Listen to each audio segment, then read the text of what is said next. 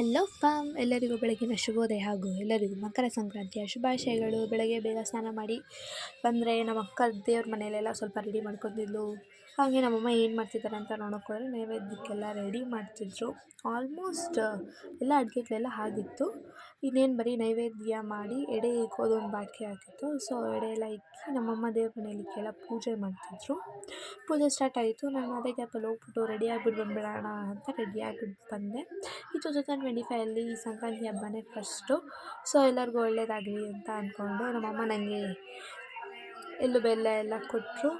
ಹಾಗೆ ನಮ್ಮಪ್ಪ ಧರ್ಮಸ್ಥಳಕ್ಕೆ ಹೋಗಿದ್ರು. ಆ ಪ್ರಸಾದ ಕೂಡ ಎಳ್ಳು ಬೆಲ್ಲ ತಿಂದು ಒಳ್ಳೆ ಮಾತಾಡಿ. ಇವತ್ತು ನಮ್ಮಮ್ಮನೇ ನನ್ನ ರೆಡಿ ಮಾಡಿದ್ದು. ಬಿಕಾಸ್ ಎಲ್ಲರ ಮನೆಗೂ ಎಳ್ಳು ಬೆಲ್ಲ ಕೊಡೋಕ್ಕೆ ಹೋಗಬೇಕಾಗಿತ್ತು. So my final outfit is like this. ಹಾಗೆ ಆ ಎಡೆ ಇಕ್ಕಿರೋದನ್ನು ಹಸುಗಿಡಬೇಕಾಗಿತ್ತು. ಅದಕ್ಕೆ ನಾನು ಮತ್ತು ನಮ್ಮಪ್ಪ ಹೋಗಿದ್ರಿ.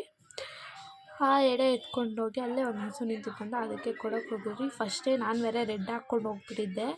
ನನಗೆ ಫಸ್ಟೇ ಹಸುಗಳು ಕಂಡ್ರೆ ಭಯ. ಆ್ಯಕ್ಚುಲಿ ನಮ್ಮಮ್ಮ ಹೇಳ್ತಿದ್ರು ಹಸು ಕೊಡೋದನ್ನ ಒಂದು ದೇವ್ರು ಕೊಟ್ಟಂಗೆ ಅಂತ.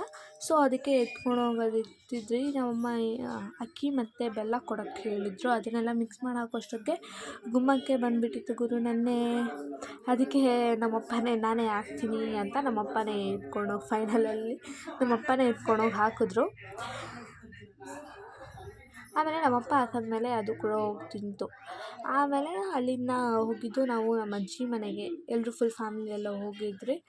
ಯಾರೂ ಇಲ್ಲ ಅಂತ ಹೋಗಿ ಎಂಟ್ರಿ ಕೊಟ್ಟರೆ ಎಲ್ಲರೂ ಇದ್ದರು. ನನ್ನ ತಮ್ಮ ಅಕ್ಕ ಬಾ ನೀನು ಫೋಟೋಶೂಟ್ ಮಾಡ್ತೀನಿ ಅಂತ ನಾನು ಫೋಟೋಶೂಟ್ ಮಾಡ್ದೆ. ಅವ್ನು ತೆಗ್ದಿರೋ ಫೋಟೋ ಇದು. ಎಲ್ಲರಿಗೂ ಸಂಕ್ರಾಂತಿ ಹಬ್ಬದ ಹಾರ್ದಿಕ ಶುಭಾಶಯಗಳು. ಎಳ್ಳು ಬೆಲ್ಲ ತಿಂದು ಒಳ್ಳೆ ಮಾತಾಡಿ. ಸೊ ಮನೆಗೆ ಬಂದು ನನ್ನ ಡ್ರೆಸ್ ಎಲ್ಲ ಚೇಂಜ್ ಮಾಡ್ಕೊಂಡ್ರೆ ಎಲ್ಲರೂ ಬಂದಿದ್ದರು. So finally my day is going to end. Bye.